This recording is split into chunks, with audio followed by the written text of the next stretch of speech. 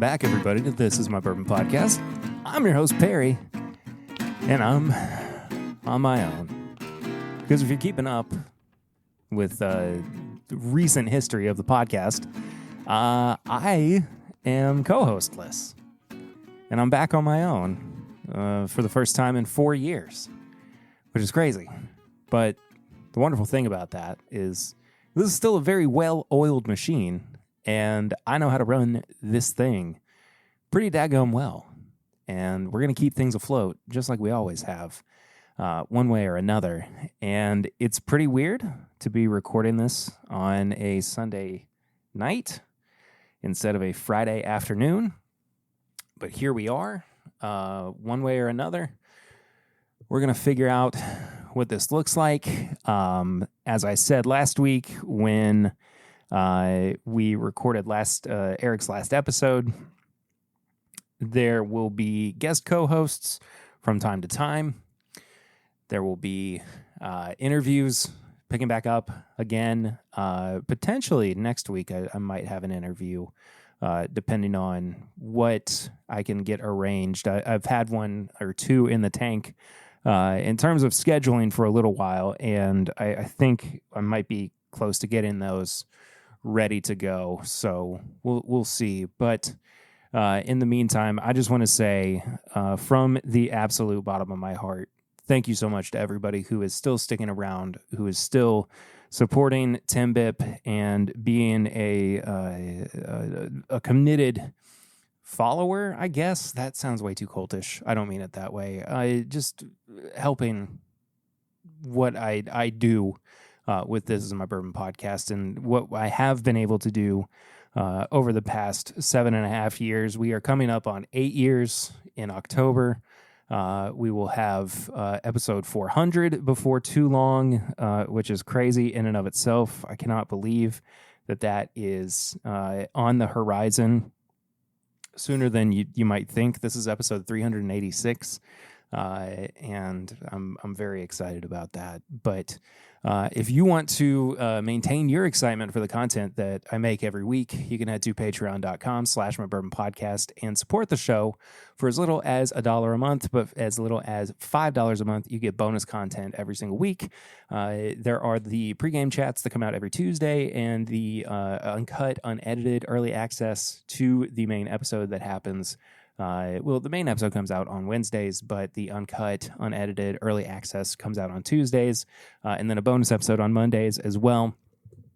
All sorts of good times that are being had over there. If you've been keeping up with the show, you know that Eric and I did bonus episodes for a while that went from Pop Chicka Wow Wow, where we opened a bottle, to Samply Irresistible, where we drank on some samples that we might have been sent, to Pours from the Floor, where we would finish off a bottle that had been around in our collection, my collection, his collection, whatever.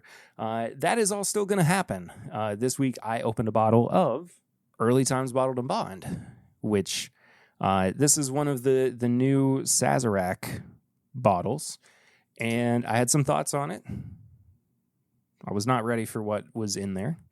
But yeah, if you want to go check that out, along with all the other bonus content, and there's other things you can get over there as well, different tiers on up.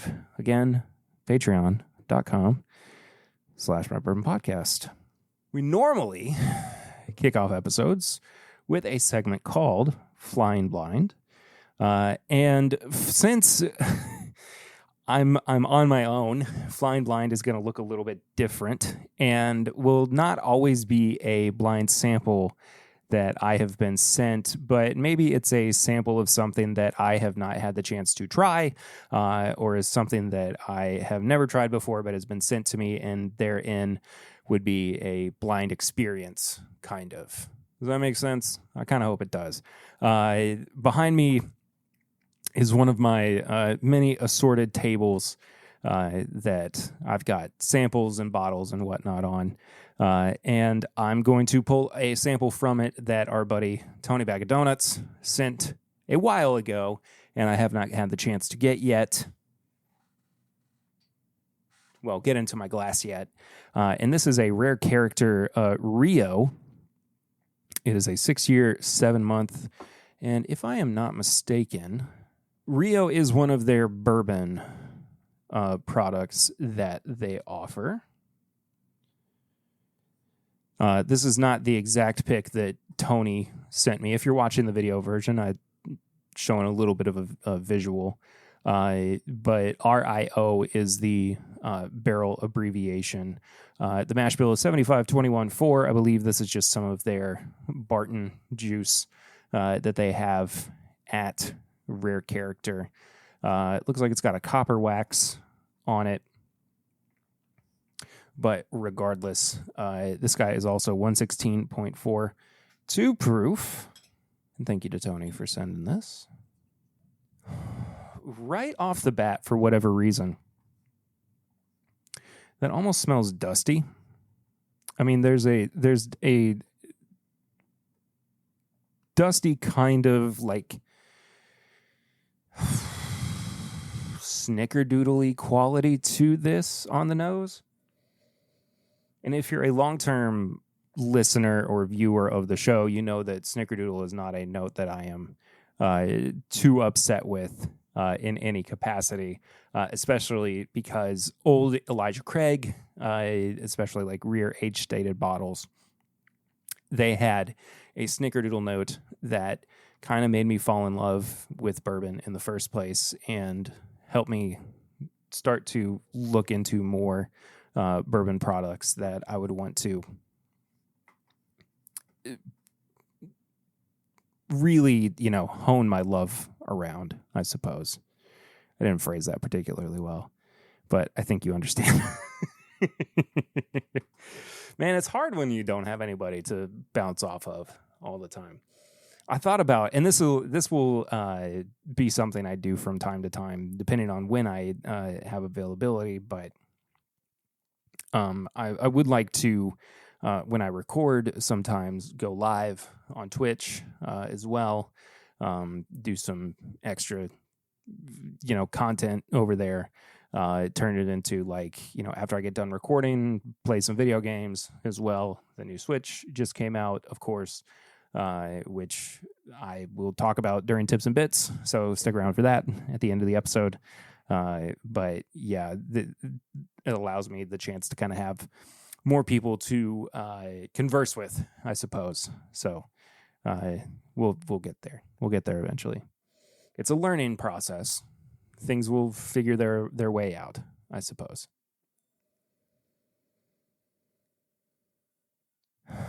There's a very distinct kind of like wet oak note hitting on the nose as well. A little bit of cherry syrup too. But overall, I mean, it's just a very decadent, pleasant nose. So cheers, folks. That finish is so nice. The finish turns into like juicy fruit, bubble gum. Almost. Wow. I'm going to take a second sip before I was really focused on the finish for whatever reason. Yeah, the front part of the palate is more savory. Gives more of a baking spice kind of profile. And it's really the back end of the palate that gets into what I'm going to describe with my full chest, I suppose, as juicy fruit. It's very interesting. It's very different. Not like a whole lot of Rios or a whole lot of Rare Characters that I've had. I mean, that 75-21-4 mash bill can be so diverse for whatever reason, and I'm always surprised. They have the KOAs, they have I mean, I can't even think of the other barrel abbreviations that they have. Doesn't matter. Anyway, the whole point is they get a lot of a lot of mileage. I guess VEN is one of the other ones too, but they get a lot of mileage out of that mash bill, and they can do a lot with it. And I'm always very impressed with everything that comes out of those barrels, regardless of what the profile is. But thank you, Tony, for the sample, and I'll be enjoying that for a little while for sure. I'll let you know as well what I've been drinking recently. And it's been one of the more jam-packed weeks for things that I've been drinking. I went over to my father-in-law's house on, what night was this? Tuesday? For just a quick couple of hours hanging out with some buddies. And we, I brought over a few bottles. I brought over the Gem of Kentucky that Dixon gave me when Eric and I went and recorded with him a few weeks back. I brought over the Willet Small Batch Rye that we reviewed last week. A bottle that I had forgotten that I had. And turned out to be kind of a crowd favorite, but was just something that I had really not thought a whole lot about. But it's the Single Batch Nation. And no, I did not say that wrong. That is the name of the label in this case, Single Batch Nation, Indiana bourbon. It's at least 4 years old. It's 107 proof. I don't remember how many products are in this batch, but it does come from Single Cask Nation. It's really quite interesting. Just a very kind of sweet, little more floral, not quite as dark as I typically would prefer from a bourbon in general, but just an exploration into what a different side of MGP blended whiskeys could look like. And I was really shocked to find out how much I enjoyed it, especially after having not had it in so long. Kind of standard fare otherwise, up until Friday afternoon, when I had initially been planning to go to cover some of the International Wine and Spirits competition, which was being held, or the judging portion of it was being held in Bardstown. And they wound up shortening things up a little bit, and so that worked out fine. I wasn't able to really take off work anyway earlier in the week, and so they said they were doing a tasting at Justin's House of Bourbon in Lexington, and I said, that's awesome. I could still make that, and so I did, and had an awesome tasting with Caroline, whom, if you've not met at Justin's, she is wonderful, and then Justin Sloan, who is one of the owners at Justin's House of Bourbon, just an awesome, awesome human being, just incredible people. And they set up a 4 bourbon flight for us. Started with Maker's Mark, which you might think you go to a place like Justin's House of Bourbon, and why on earth are they serving us regular Maker's Mark? Well, the reason behind it is because the next pour was Maker's 101 from 1996, which was a Japanese export only at the time. That was, of course, around the period where they were not doing American or domestic, rather, products that included things like, higher proof makers or anything outside of the norm for makers other than their 90 proof product. Just a really interesting comparison between, and this is coming from somebody too who is very, of course, familiar with Maker's Mark as a brand and has seen how Maker's has changed over the past decade, I would say, and not necessarily in a bad way, because I don't think that Makers has taken a turn for the worse, but it definitely doesn't taste the way that I remember when I started drinking bourbon, if that makes sense. There is more of a grain to it than I remember. It's certainly, and especially when I was drinking it on Friday, there was more of a quality to it that reminded me of their White Dog. And I've done their tour a handful of times, and they always give you the opportunity to try their White Dog, their unaged spirit, while you are on the tour, or at least they used to.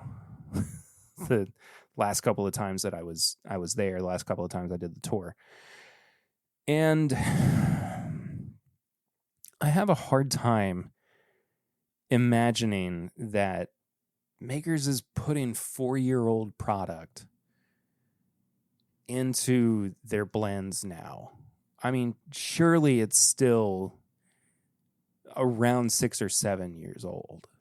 I don't know. It could have been that I was having a weirdly hyper-focused day where it just tasted grainier to me. I don't know. But the 96-101 was incredibly robust, just so full of, like, the note that kept getting floated around was like raisins and just a very, like, dark, delicious, robust pour. And I loved it so much. Next we had an old Fitzgerald from 1977. That was Stitzel Weller. And this is only one of like 2 or 3 times that I've ever had Stitzel Weller in my entire bourbon journey, my entire bourbon career, I suppose. And I'm of multiple minds about this, of course. And, you know, I'm one of those people who says, I think you should spend your money elsewhere on like experiences and things that have a longer lifespan than a bottle of whiskey, you know. But I mean, if you're careful with a bottle of whiskey, you can probably make a good investment in it, of course. That being said, though, the hype around Stitzel Weller is still real. Not to be passé or to, you know, use a cliche about it, I suppose. But there's a reason that it gained traction in the first place. And I'm not saying, you know, take out a second mortgage or spend more money than you would ever consider spending on one bottle of whiskey. But easy for a couple $100, or even, you know, I mean, spend judiciously. But also, I'm not a financial manager. Do whatever you want. It's your money. It was phenomenal. It was incredible. Just having come off of trying the Old Fitz Bottled and Bond that just came out, the 7-year from Heaven Hill, the new shelf stable release. Just a complete night and day. And that's not even to say that the new Old Fitz is bad. It's not what, I mean, of course, what this Old Fitz was. This Old Fitz was 8 years and 90 proof, by the way. It was the 1849, I believe, is what that label is called. I can't remember off the top of my head. I put it on my Instagram story. If I remember to, I'll put it in the video version as well, at least a picture of it. And then last but not least, we tried the Blackwood from the guys at Justin's House of Bourbon, their private label. It was a toasted bourbon at 105 proof. Absolutely phenomenal. Just a really, really good pour. I think that when those bourbons first came out, it was not... I don't remember particularly feeling strongly one way or another, just kind of like in the middle, which I don't want to be like, you know, lukewarm on a lot of things. But this in particular, I was like, I don't know about this, man. And then this just seemed really solid. I thought that they really put their best foot forward with it. And then there were some other things that I can't talk about that we tried. So, toodles. spoilery. Not even really spoilery, but I mean, well, maybe a little bit. But I can't talk too much, or else I'll get in trouble. All right, folks, we are doing another installment in one of my favorite series on this show. It's called The Best Way to Drink. And here, what I do is I take one bourbon, and I take 4 different drinking styles, and see if there's a preferred way to consume said bourbon out of the 4. So this time, I'm taking Benchmark Full Proof. And the reason that I'm taking Benchmark Full Proof is because of a suggestion from our buddy Sully in our Discord group, who said, have you done a best way to drink evaluation of Benchmark Full Proof? I think a lot of whiskey drinkers are going to lean into budget pours in 2025, especially if the economy pinches any harder, and it might be great to expand frugal options for whiskey enthusiasts. And this is something I had considered doing in the past, and I just hadn't gotten around to it, and I figured, I'm recording at night, and at the very least, I can just go to sleep after I get done, should things go a little bit silly. So we'll find out. There are, as I said, 4 different options for this. We have neat, we have splash of water, we have on the rocks, and we have with cola. In this case, historically, we've used Coke Zero. So, replace it however you would like to. In this case, just using Coke Zero. So, we're just going to start here with neat and see what we think about it. Now, I also want to provide this disclaimer about Benchmark Full Proof as well. This is not my favorite higher proof bourbon. But kind of piggybacking off of what Sully said in the Discord, this is still not a bad, higher proof budget pour. This is like a sub $30, usually around $22 to $25, 125 proof bourbon. Roughly around 4 to 5 or 6 years old. I mean, when it first came out, it was very clear that they were using at least Mash Bill 1 from Buffalo Trace, maybe Mash Bill 2. It's kind of hard to tell. There's not a whole lot of transparency with what they were doing. I think we have a review of it that Swan and I did way back in the day in preparation for when my first daughter was born, and that just hasn't come out yet. So maybe one week I'll do that just to get it out there for the heck of it, I guess. I don't know, maybe. But it's definitely changed over the years. There was a period about, I would say, maybe 2 years ago, maybe even less than that. I don't know. I don't remember for sure, where they changed. And I think, I don't know if this was confirmed or not, but it was at least very heavily implied by people who had inside information that instead of using their rye bourbon mash bills, they were using reject wheated bourbons that didn't quite make the cut for products like Weller, of course.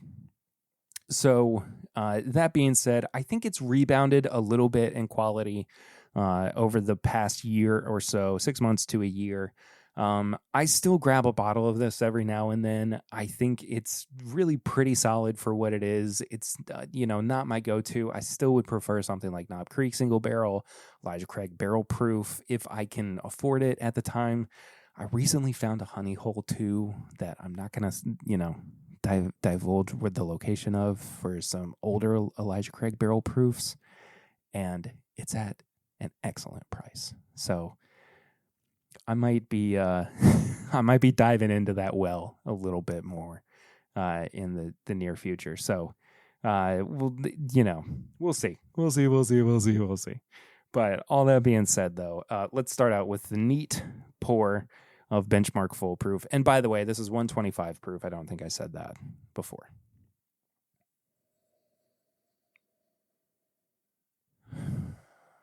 Werther's Original Caramel. Sweet corn.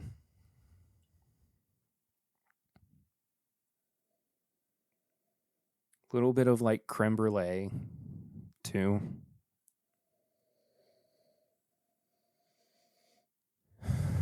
Little black pepper. I mean, really not like a super, intense or bold, brilliant nose. Just, it's present. It's good. It's going to kind of get you where you want to go for the proof, That being said, though, let's dive in. Caramel apple. A pretty good French vanilla note midway through there, too. A little bit of baking spices. Overall, I mean, it's fine. The finish is a little bit soft. Not like blowing me away or anything, but I like it quite a bit. I mean, it's inoffensive, I think, inoffensive is probably not the right word. There's nothing about it that's making me go, ew, I can't drink this. I don't like this. Sometimes you get these like younger, higher proof bourbons where everything is just green and grassy and you feel like you can't even sip on it and you have to spit it out or, just choke down the rest of the pour. And this just is not one of them. I think that Benchmark Full Proof does exactly what it sets out to do, especially at the price point. If you're looking for something that even, you want to like take on a little trip that is going to be a good little nightcap, help you maybe a little bit easier. I don't know. Maybe it's not a bad idea. I just don't mind Benchmark Full Proof. Do I wish that it were a little bit darker, a little bit more, punchy in the face? Yeah, of course I do. But Benchmark's not necessarily known for that. Benchmark famously, or infamously rather, just the old number 8 or whatever they call it, the black label, is the only bourbon that I have ever experienced that has immediately given me a headache. And if you go back far enough in the TIMBP catalog, I mean, talking like within the first 100 episodes, this is when Curtis and Tanner were still co-hosts on the podcast. And if you don't know who they are, hi, you've not been around the podcast for very long. But they were co-hosts on the podcast when the show first started out. And Curtis and I did an episode where we reviewed just bottom of the shelf, like supposed to be some of the worst bourbons you could possibly get. And Benchmark Black Label Old Number 8 was in there. And sure enough, immediately gave me a headache. I think the episode was called Bourbon Torture or something. It was called like, This is Bourbon Torture. It was bad. It was not great. After this episode, go and check it out. Please. So, like it neat, let's check it out with a dash of water, a splash of water. I've never done this with liquid death before. That was probably too much water. Oh, well. It was like a quarter of an ounce of water. What do you think is a splash of water in your bourbon? Let me know. Because I don't have a good, metric for it. I sometimes it could be like a couple drops. Sometimes it could be, if you've got it on ice, it could be until it's like the glass is full of water, or water and bourbon. I don't know. Anyway.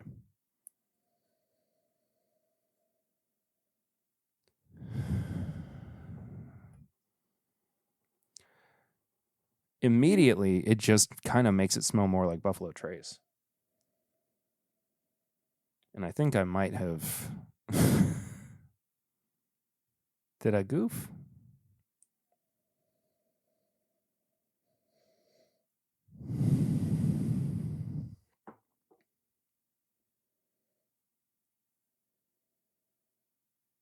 I mean, it's just the exact same as the first one, but everything is so much softer and less pronounced. I think it just like the nose has kind of fallen apart, oddly enough. I'm wondering if I should redo this with less water.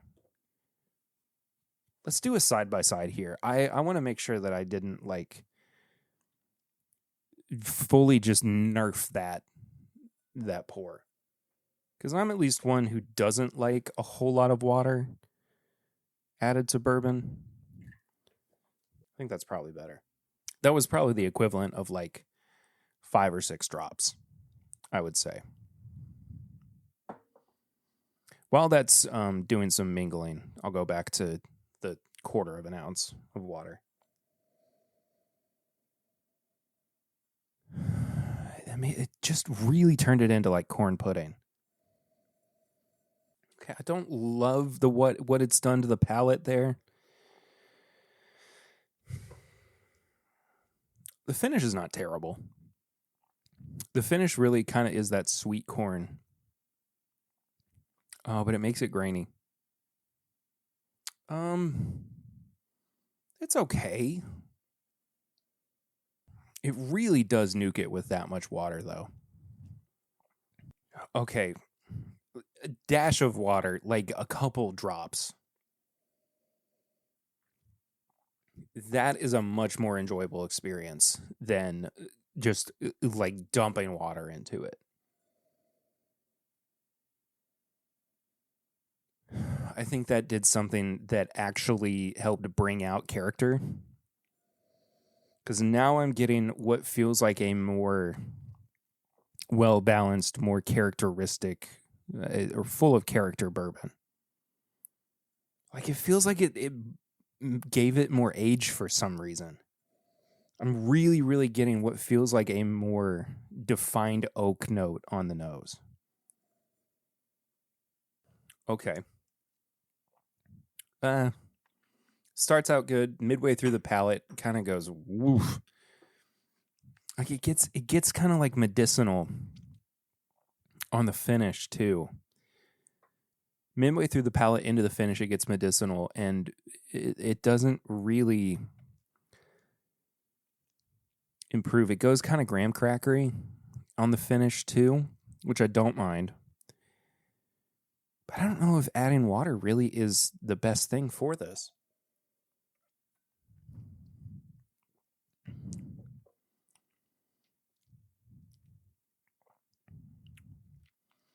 Neat still, I think, is a much better experience than either two.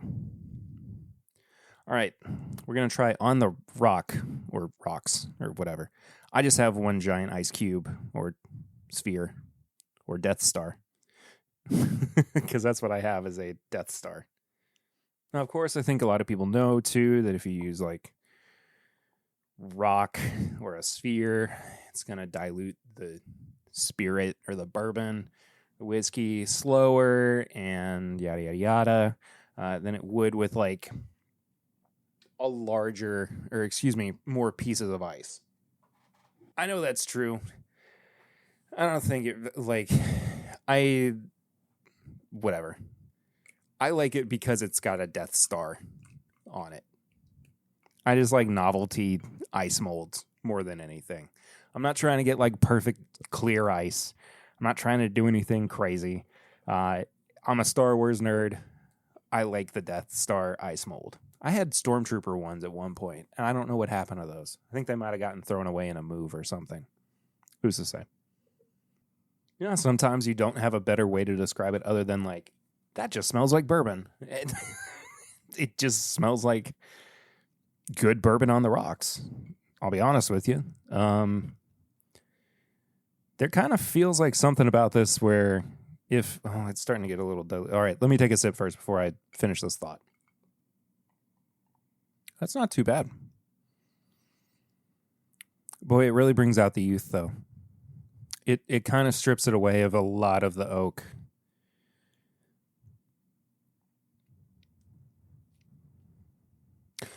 I don't think that this is their wheated bourbon. I don't think that this is like a secret Weller. I think it's much more likely that this is at least back to being, if it ever was their wheated bourbon, back to being their rye. At least mash bill 1. I'd be surprised if they ever used mash bill 2. But it's still like got a spice forward flavor to it.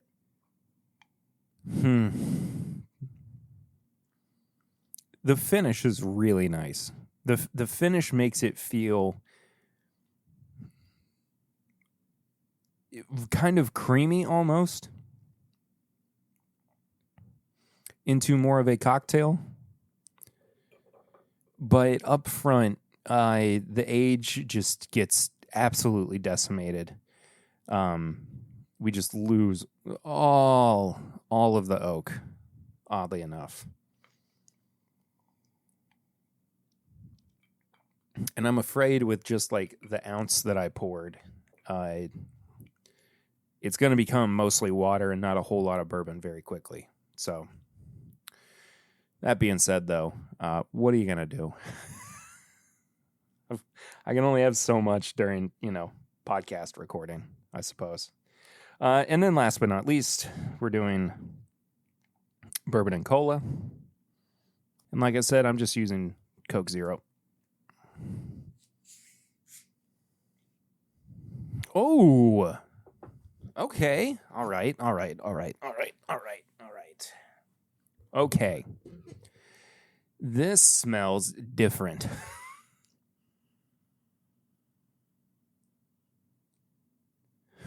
Kind of smells more Dr. Peppery than it does Cokey. I'll be honest with you. Cola-y. I don't know if I like that. Nothing's working about that. There's nothing working. There's just nothing working about that. How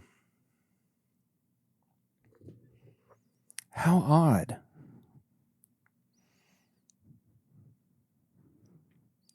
I mean, it's a perfectly serviceable bourbon and Coke, I suppose, but it doesn't really read as like very bourbon forward, even for a 125 proof bourbon. What is happening? Why is it acting like that? I'm going to add a little bit of bourbon to it to see if that changes anything. I mean, I just got the Coke Zero. It can't be like old, right? Okay, well, the Coke expired last week.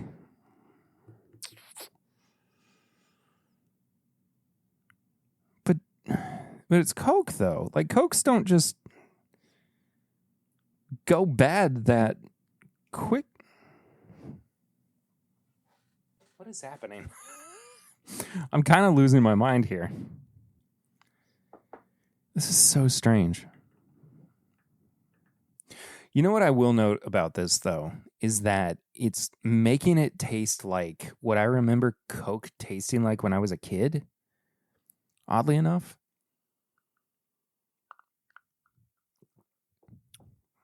I know they didn't like change the recipe of Coke or the flavor of Coca-Cola or anything. But I remember Coke tasting different from when I was a kid. Till now, at least.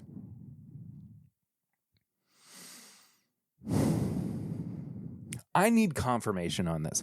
This is one of the weirdest best way to drinks I've ever done, because everything past neat is like, I don't get why none of these work. Let me go back to water. Or excuse me, rock.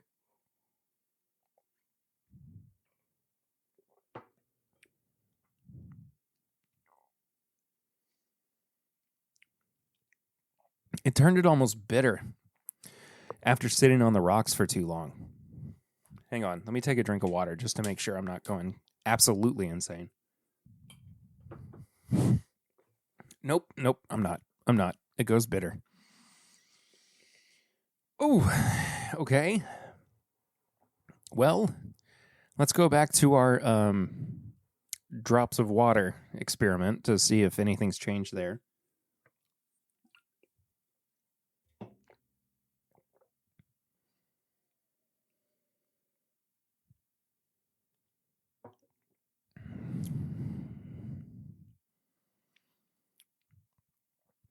Too much water just tastes like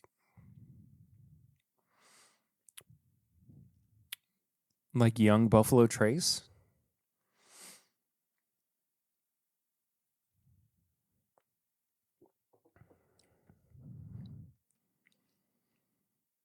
Oh, and the less water is not bad. The less water has actually helped it open up quite a bit. Okay. We got a contender.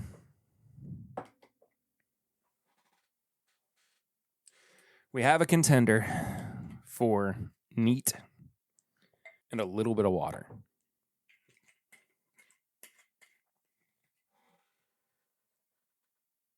Not a whole lot of water. Not a whole lot of water, but like a few drops, which is where I think I really went wrong with the first time I tried adding water.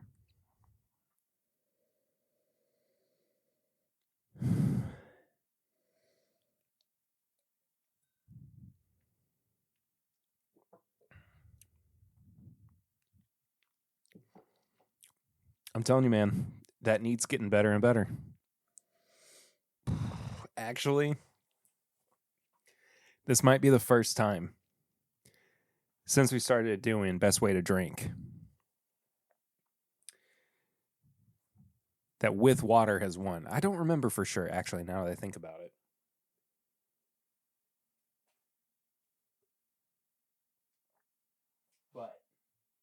But the Best Way to Drink benchmark foolproof is with a couple drops of added water.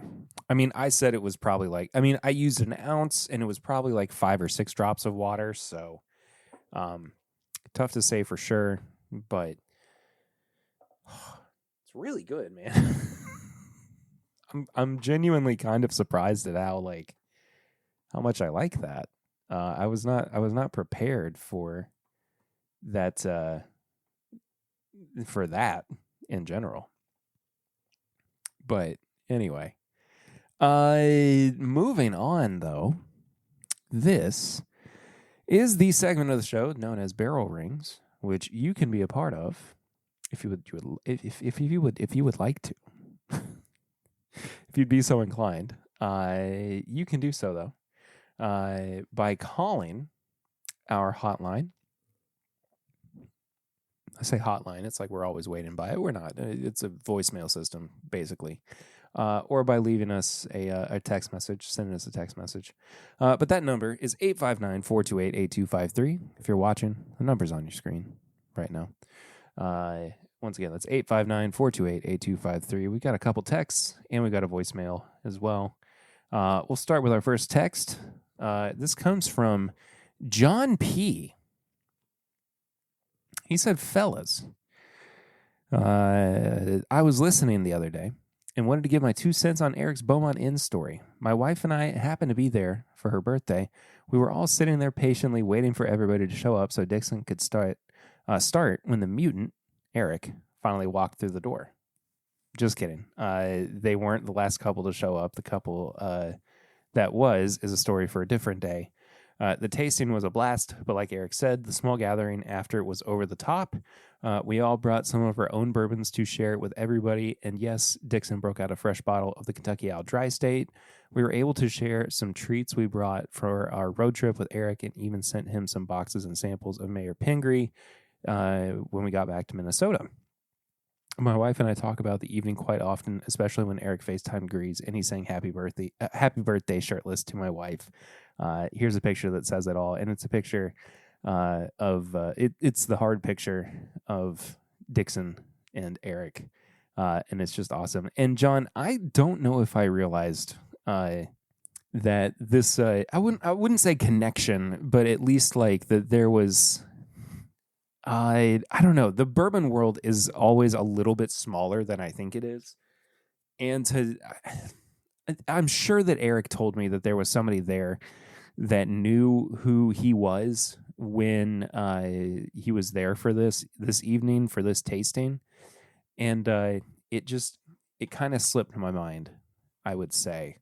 But either way, I love that story. I love still hearing about that evening as well.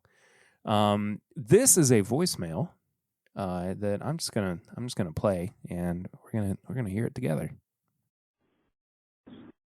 All right, so I'm driving home. Hey, this is Chad, my daily bourbon, or Chade, as Eric likes to say. Man, what the is going on? Eric, the whiskey mutant, has left. Harry is on his own. Is this the damn Wild Wild West? What is going on here? I don't even understand the podcast anymore. I'm scared. I'm afraid. Eric, you doing?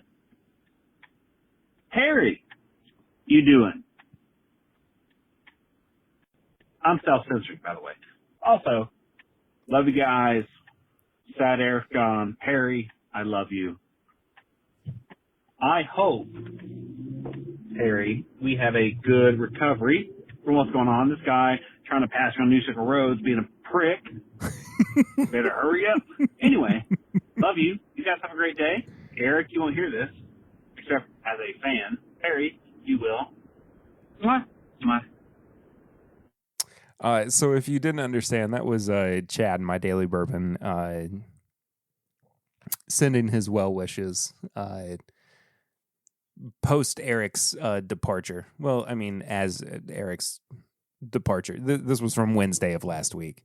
But yeah, it is the Wild Wild West of the podcast right now. I don't know what's going to happen, but as you're probably, as you can probably tell, we're just gonna kind of see where things go. And solo episode this week,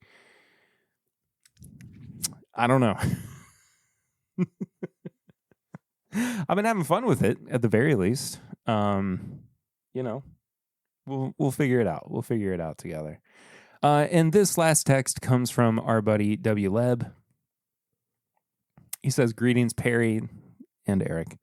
So this is before he realized that Eric was not on the show anymore. In the last episode, you had mixed a couple of bourbons together. Normally, when I have leftovers that won't make a complex pour, I add them into a common jar. It got me thinking, and I combined a little bit of these two. And he sent a picture, and it's Maker's Mark Cask Strength and Buffalo Trace, just regular Buffalo Trace. Very interesting chemistry. Together, they do not taste like you would think, given the distinct qualities of each of them alone. The art of blending is mind-blowing. Another note, every time I watch you guys on YouTube, I notice that you, Perry, are always or almost always holding a microphone in your hand. Eric, why don't you get to hold anything? Have a great week.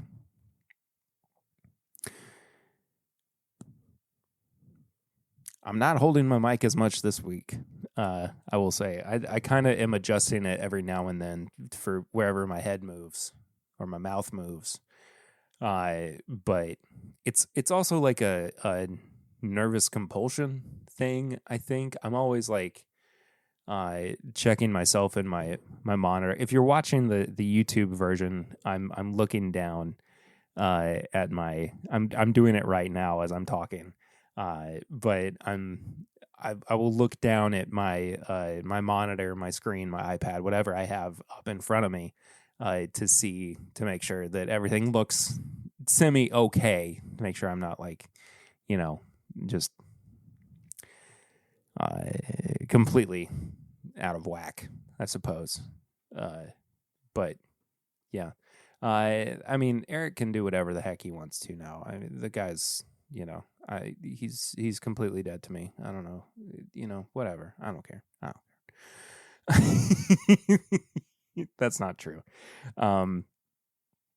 As I said last week, no hard feelings towards what Eric's decisions, or anything that he had to go to. What am I saying here? no hard feelings towards Eric or his decisions, or anything. It is what it is, man. I'm happy for him. I'm happy for this new phase in his life, and yeah. That's it, man. That's it. High Proof Hot Takes is the next segment of the show where I might vent about things that have been annoying me or pissing me off, or I need to get off my chest, and I'm just a tired dad. I don't know. What else do I have to say? Like, this is normally something that I would talk about before I start recording. But oh my gosh, man. Kids will wear you out, dude. I tell you. And this is nothing that, if you are a parent, you won't understand. But I I was working on podcast stuff earlier, and I got a call from Lucy while she was on the way home from her mom's, and she said, Eden needs to talk to you. And I was like, oh, awesome. I'm happy to talk to her. And Eden was like, Daddy, I really miss you. I want you to snuggle with me, before bed. And I was like, I'm happy to do it. I cannot wait. I'm so excited to snuggle with you. It's like part of her nighttime ritual. Like, one of us gets her, like, reads to her, and then the other one snuggles with her, kind of wind her down for bed. And then right before, it was time for her to go pick out her book. She stops in the hallway and looks at me and goes,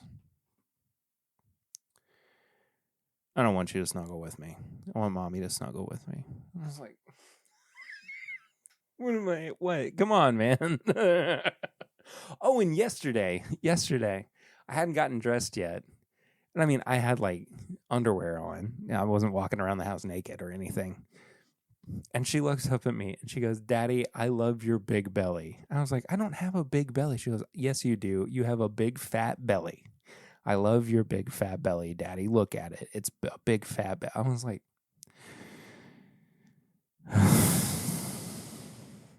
High Proof Hot Take. There is no parenting hack. These kids are out for blood. They will get you. Don't ever think that you are in the clear.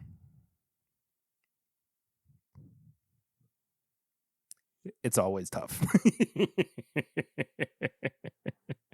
There's no book, man.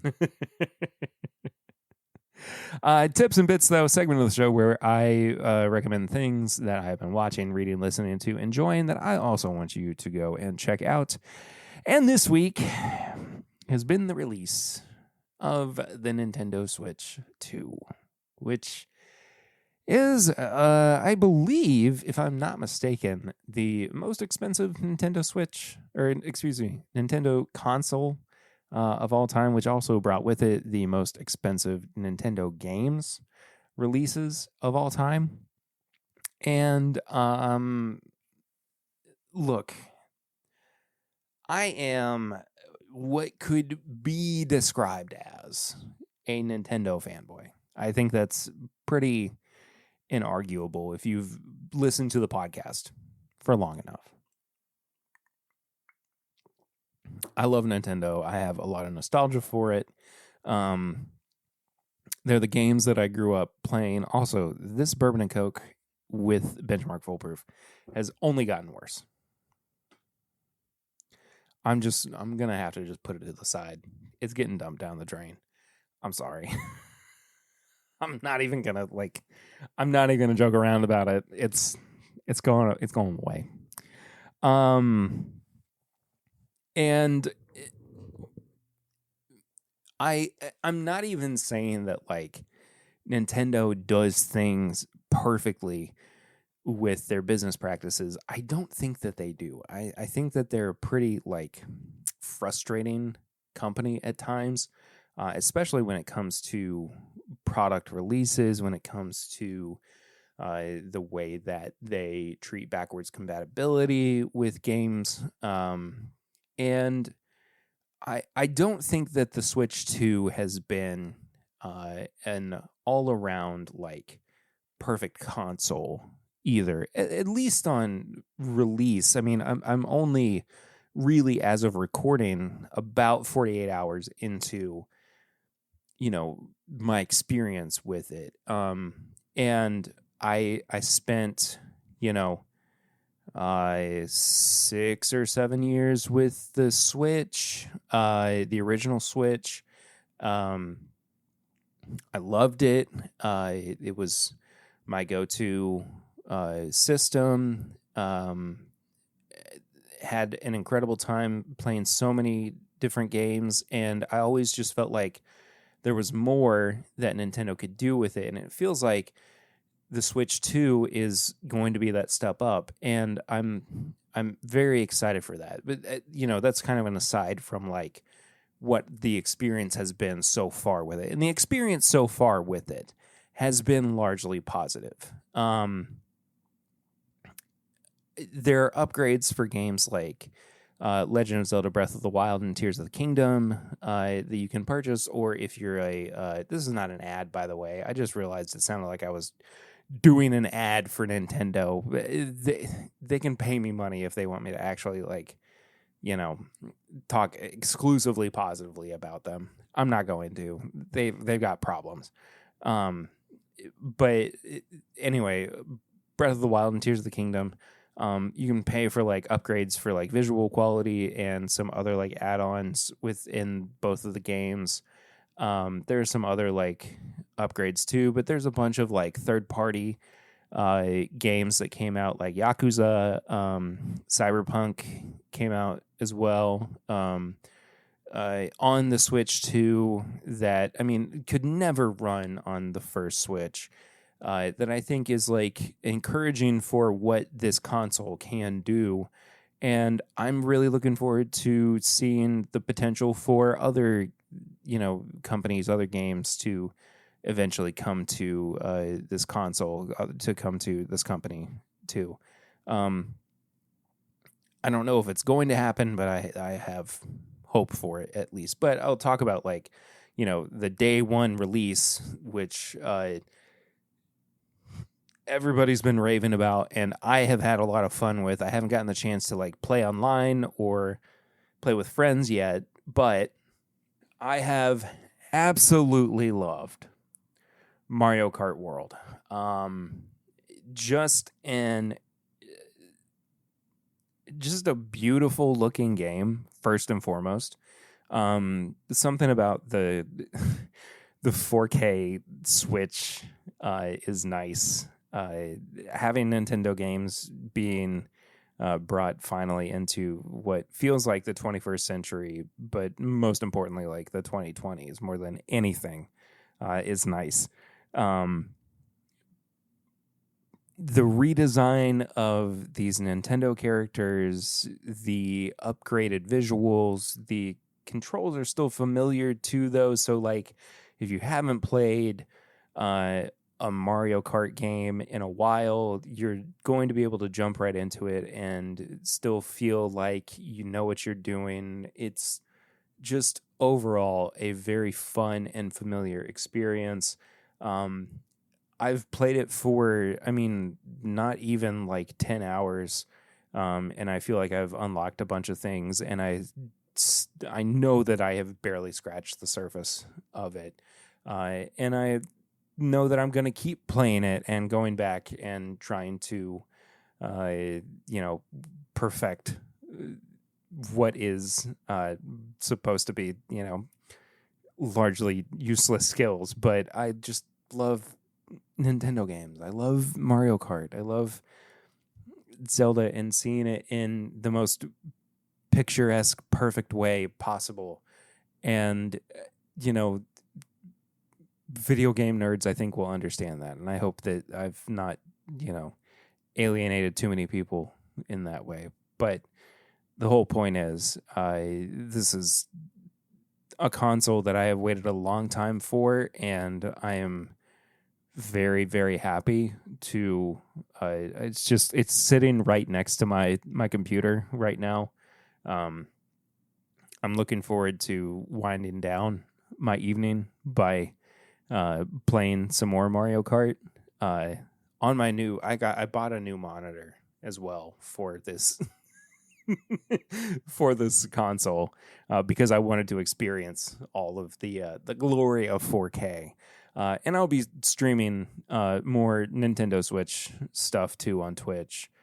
So stay tuned for that once I kind of get my schedule figured out a little bit more with recording and try to lock in some more finite details of how that looks. But all that being said, though,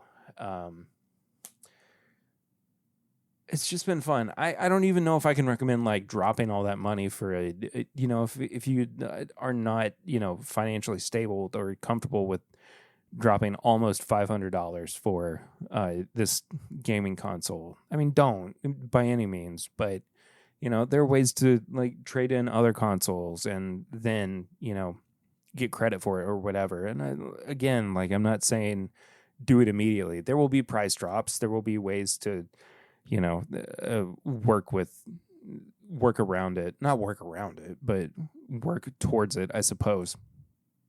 But all that being said, though, I am very happy with it, and I'm very excited for what is next and to play some of these AAA games too that I've waited a long time for. I'm actually like genuinely excited to play Cyberpunk. Like I've always wanted to check that game out, and I've never had the chance to. I've never had a piece of hardware that's been powerful enough to play Cyberpunk. So, Cyberpunk 2077. Sorry, I should have clarified. Anyway. But yeah, Switch 2, more thoughts to come. I'll be kind of reviewing it, I think, as more games come out. There's a new Donkey Kong game, Bonanza, next month that I will be immersed in. I'm sure. Oh, I cannot wait for that game. I'm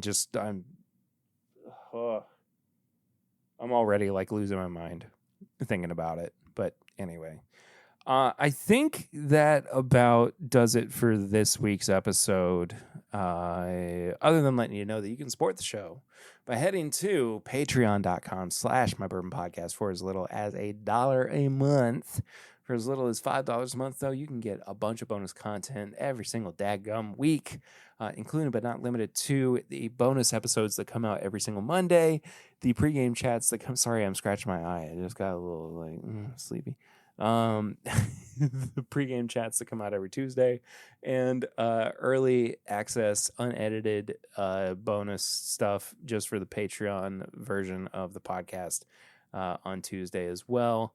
Before the main episode comes out on Wednesday, as well as some other stuff only available to patrons. You also have access to our Discord just through Patreon, only through the paid tiers, though. Free tier, free members don't have access. But anybody who supports the show on Patreon, we do appreciate you. You're the best. I keep saying we. It's just me. But still, thank you. If you want to send an email with questions or comments, please feel free to. This is mybourbonshop@gmail.com. I check that email every day. I'm happy to hear your thoughts and read them out on the show, if you would like for me to do so, or we can just keep them between us. I don't care. You can also follow on social media at mybourbonpod. If you also want to follow me personally, I'm at pritter1792 on pretty much every social media channel. Sometimes it's like PRIT78, PRITT78 or 87 in some weird places. I don't know. I don't know. I couldn't like make up my mind early on, but now I've landed on PRitter1792 as a pretty solid handle, username, whatever. What else do I do here? If you want to find all of our I am gonna have to talk through this for a little bit, I think. But if you want to find all of the apparel and merchandise for the show, you can head to bourbonshop.threadless.com. I do all that. That's all me. I design all that stuff that is over there. Sorry we never got around to releasing the Whiskey Mutant merch over there. That's... Sorry. What do you want? Timing doesn't always work out. You know what I mean?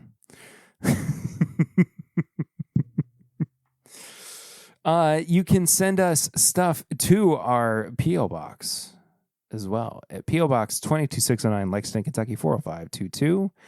If you have things that you want to send, samples, bottles, mail, correspondence, handwritten letters, whatever, I'll check it out. I'll read it, drink it, whatever. I don't care. Just nothing that's going to hurt me, please. I would appreciate it. And then last but not least, please support the show by leaving us a 5-star rating and review on your podcast app of choice. And I will find it and I will read it out here on the show. I know that there was one recently that I found on a podcast app that I had never seen before. And I was like, I was very surprised. Oh, it was from Castbox. And I was like going through podcast apps that we were popular on. And I was like, I should probably check and see if we had anything that, any comments or anything, any reviews. And sure enough, this was from Jeff Bork on May 28th, so last month. And Jeff said, after hearing your tasting of the Barrel Rye Batch 1, and I think you have talked about it previously, I decided to go grab one today. My local honey hole still has 6 bottles on the shelf. Hope it's as good as advertised. It is. It's very good. And I hope you enjoy it. And I hope you enjoyed this week's episode, the podcast. I will see you next week in some capacity, whether I have a guest or a guest host or something. We will find out together. This has been fun. I appreciate you. Until next time, though, I'm Perry. And this is my Bourbon Podcast.